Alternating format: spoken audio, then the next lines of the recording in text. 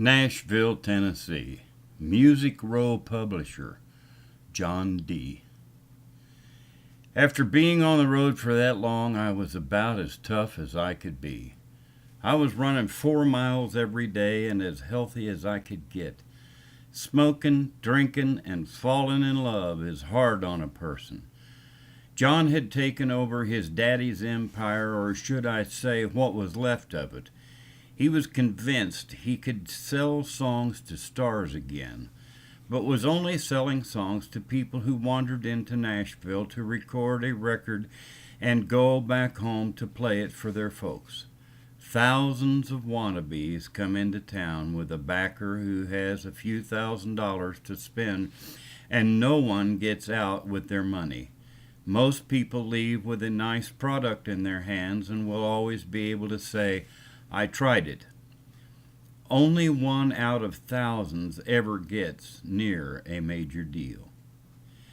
But that's not to say that people go away mad or disheartened. People like John actually do a service for the industry. They weed out the wannabes. There are only 40 slots on the radio. That's why it's called the Top 40. If you get to the top 10, you might get to record in a real studio next time, but likely as not, no one will ever know who you are. Everybody in Nashville, from the cab drivers to the guy on the corner, can tell you how to be a star. Go home, fall in love, get a job, and listen to the radio. You'll at least have a life. You will also get out of everybody's way.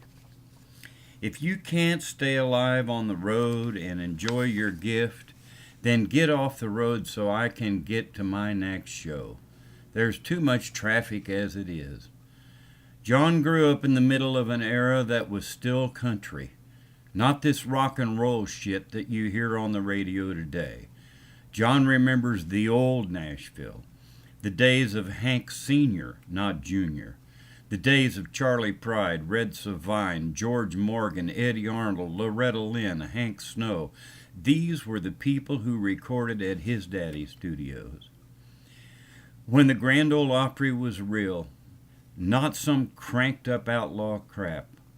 Grandpa Jones, Minnie Pearl, Porter Wagner, Marty Robbins, and a real down-home sound that folks on the farm love to listen to after a hard day's work while they eat homemade peach ice cream and hold hands on the porch swing and thank God for another good day of family love and religious devotion.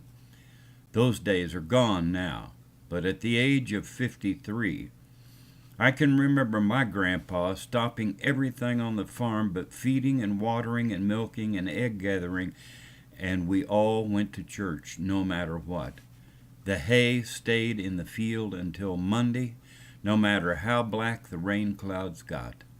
Sunday is for worshiping the good Lord. Saturday night was for listening to the Grand Ole Opry on the old radio. It was also for chasing lightning bugs and pitching woo. John's daddy provided that radio station for those people to hear those beautiful, simple songs with meaning from the heart. That was why he threw Buddy Holly and Elvis Presley off the Opry stage. They didn't conform to those beliefs. Be it right or wrong, that was the way it was. It's not that way anymore. It's now something I don't care to be involved with at all. What's 50 feet long and smells like urine? A country line dance in a senior citizen center. A foreign country took over America and killed all of the country music stars except Merle Haggard and Billy Ray Cyrus. They said, "We're going to kill you guys also, but before we do, you were great musicians and we'll give both of you a last request." Billy Ray hollered, "Oh, please let me sing Achy Breaky Heart one more time." Merle Haggard hollered, "Kill me first." Music should be written from the heart and soul, not just to make a quick buck. The business end of Nashville needs to return to simplicity, and so does everything else in this country. Quit trying to rip each other off and start helping each other out. Get back to home and say, "Hi, y'all. Is there anything I can get for you?" instead of "Just a minute, I've got another call." Somebody said to me the other day as I read them some of my book, "Mountain John, you shouldn't say those things. It's my book, and I'll say it the way I believe it. If I can't write what I believe, be it music, poetry, or my life story, or if I can't live it the way I want, then I'm not free. I am free, and that's the way I will stay until I die."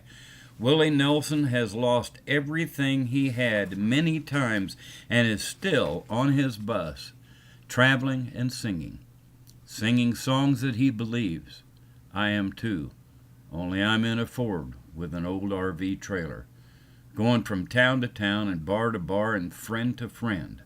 I love my life. It's hard, but it's real.